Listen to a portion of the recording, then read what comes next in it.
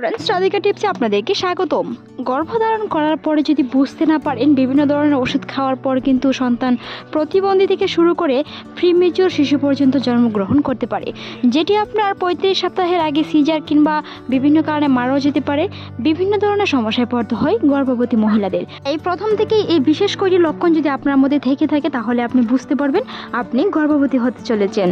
গর্ভধারণ হয়ে থাকলে প্রথমেই যে লক্ষণটি প্রকাশ পায় সেটি হচ্ছে মাসিক মিস হওয়া, অর্থাৎ আপনার তো মাসে যে মাসিকটি হয়েছে সেই মাসিকের তারিখটি মিস হওয়া মানেই আপনি গর্ভবতী। আসলে এমনটি নয়। অনেকে মনে করেন মাসিক মিস হওয়া মানে গর্ভবতী। কারো ক্ষেত্রে বিশেষজ্ঞরা বলে থাকেন একজন মা যখন গর্ভবতী হন তখন তার প্রেগনেন্সি ক্যাট কিংবা রক্ত পরীক্ষার মাধ্যমে বুঝতে পারবে সে গর্ভবতী। তবে তার আগেও কিছু লক্ষণের মাধ্যমে বুঝতে পারবে সে গর্ভবতী। তখন থেকে সতর্ক হওয়ার কথা বলেন বিশেষজ্ঞরা।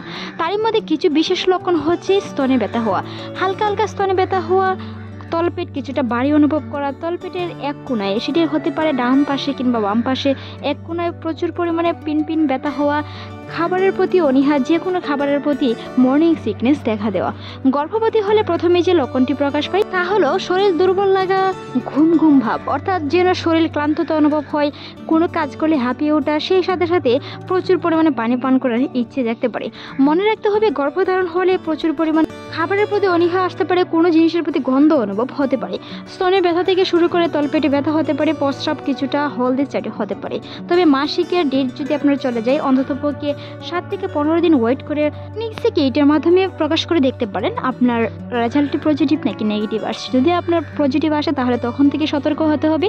তা নিয়ে আমাদের চ্যানেলে অসংখ্য ভিডিও আছে, চাইলে ভিজিট করে আসতে পারেন। তবে আপনার গর্ভের সন্তানটি ছেলে না মেয়ে তা নিয়েও আমাদের চ্যানেলে ভিডিও আছে, চাইলে ভিজিট করে আসতে পারেন। তবে মনে রাখবেন, ছেলে কিংবা মেয়ে সুস্থ সন্তান সবচেয়ে বড় কাম্য।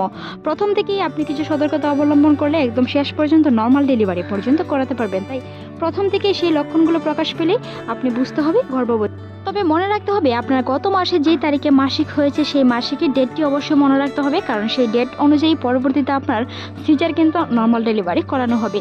তাই সেই ডেটটি অবশ্যই খেয়াল রাখতে হবে। মনে রাখবেন, যখন আপনার মাসিক ডেটটি আগামী মাসে পেরিয়ে যাবে তখন আপনি হাতে গোনায় ধরে 15 দিন পরে প্রেগন্যান্সি কিট কিংবা হিমোগ্লোবিন পয়েন্ট চেক করে দেখতে পারেন আপনি গর্ভবতী কিনা। মনে রাখবেন, গর্ভধারণ করার পর থেকে যদি আপনার সেই লক্ষণগুলো প্রকাশ পায়, কোনো ধরনের অ্যান্টিবায়োটিক ওষুধ বা কোনো ধরনের গর্ভনিরোধ পিল খাওয়া থেকে অবশ্যই বিরত থাকুন। সেই সাথে কিন্তু প্রতিবন্ধী শিশু থেকে শুরু করে প্রিমেচিওর শিশু পর্যন্ত জন্মগ্রহণ করতে পারে। সেই বিষয়গুলো অবশ্যই খেয়াল রাখতে হবে, পর্যাপ্ত পরিমাণ যত্ন নিতে হবে।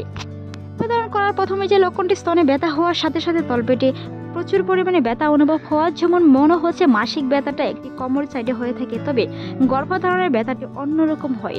সেই সময় ব্যথাটি প্রচুর পরিমাণে না করলে যখন আপনি হাঁটাহাঁটি করবেন, প্রচুর পরিমাণে কাজ করবেন, ক্লান্ততা অনুভব করবেন, সেই সাথে কিন্তু আপনার তলপেট কিছুটা ভারী কিংবা কিছুটা পিন ব্যথা অনুভব হতে পারে, যেটি আপনার মাসিক ব্যথার মতো নয়, তবে কিছুটা মাসিক ব্যথার মতো হয়ে থাকে। মনে রাখবেন, সেই সময় গরম পানির পট দিয়ে ছেঁক নিতে যাবেন না। যদি আপনার গর্ভধারণ করার ইচ্ছে থাকে তাহলে আপনি প্রেগন্যান্সি কিট টেস্ট করা পর্যন্ত অবশ্যই অপেক্ষা করে দেখতে পারেন। মাসিক ডেটটি সঠিকভাবে ডক্টরের কাছে বলুন, যেন সঠিক রেজাল্টটি আপনাকে দিতে পারে। ভালো থাকুন, সুস্থ থাকুন। আজকের এই ভিডিওটি এ পর্যন্তই। ভালো লাগলে সাবস্ক্রাইব করবেন, সেই সাথে আপনার মূল্যবান মতামত অবশ্যই জানান।